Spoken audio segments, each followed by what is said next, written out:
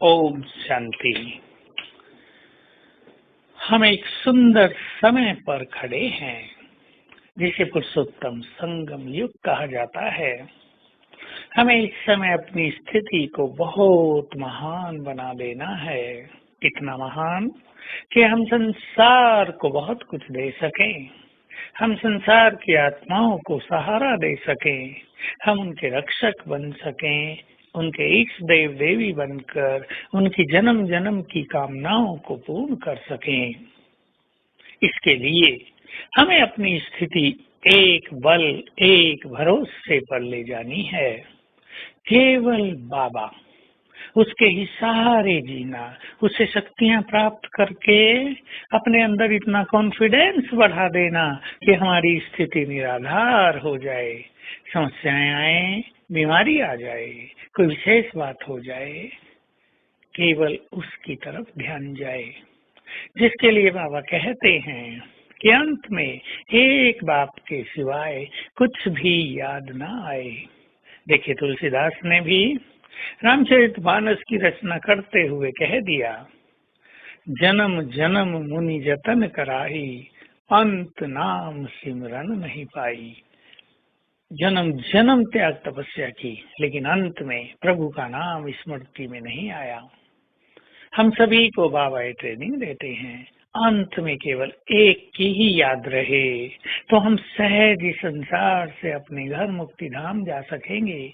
अगर हमें औरों की याद होगी, अगर हमें इच्छाएं कुछ होंगी, पदार्थ अपनी ओर आकर्षित करेंगे, देहधारी अपने मोह ममत्व के जंजाल में हमें फंसाए होंगे, तो अंत में देह छोड़ना बड़ा कष्टकारी हो जाएगा। और वो थोड़े समय का कष्ट भी आत्मा को बहुत कमजोर कर देगा। भले ही वो कष्ट पाने के बाद आत्माएं मुक्ति धाम में तो जाएंगी, लेकिन सुख बहुत कम हो जाएगा। हम सभी अपने को ऐसा महान बनाएं कि जैसे हमें किसी का भी सहारा नहीं चाहिए, हम स्वयं में भी समर्थ हो जाएं अपने योग बल के आधार से, अपनी त्याग तपस्या के आधार से, अपनी धारणाओं के आधार से, और हम दूसरों को भी इस तरह सच्चा सहारा देते चले। तो चलिए, आज से हम सभी बेफिक्र बादशाह बन जाएं। इस संसार में, इस कांटों के जंगल में शेर की तरह अकेले ही विचरण करें। इसका अर्थ ये नहीं कि हम घर बार छोड़ के चल दें, आप बच्चों का ध्यान न दें, लेकिन बहुत समर्थ, किसी भी समस्या से घबराने वाले नहीं, निर्भय बेफिक्र बादशाह। स्वयं भगवान हमें साथ दे रहा है, हजार भुजाओं सहित वो हमारे साथ है, उसकी छत्र छाया हमारे सिर पर है। ये सब होते हुए हम निर्भय, हम निश्चिंत, साथ में मेरे को तेरे में बदलते चले।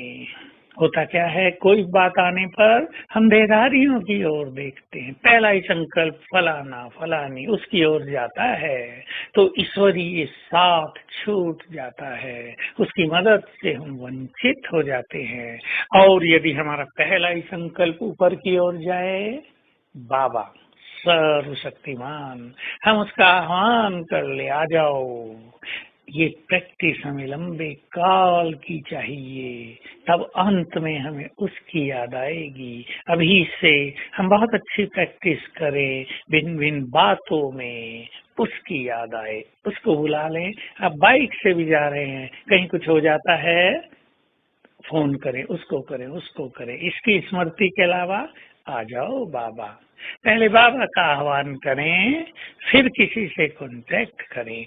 ऐसी आदत निरंतर अपने अंदर भरते चलना है। तो आज सारा दिन हम स्वयं को इस नशे में रखेंगे, मैं बेफिक्र बादशाह हूँ, बाबा हजार भुजाओं सहित मेरे साथ है। बाबा का आह्वान करेंगे हर घंटे में एक बार, और महसूस करेंगे कि वो हजार भुजाओं की छत्र छाया मेरे सिर पर लगाए हुए है। ये सीन बहुत सुंदर होगा। इसको अपने अंतर चित्त में सदा सदा के लिए समा दें।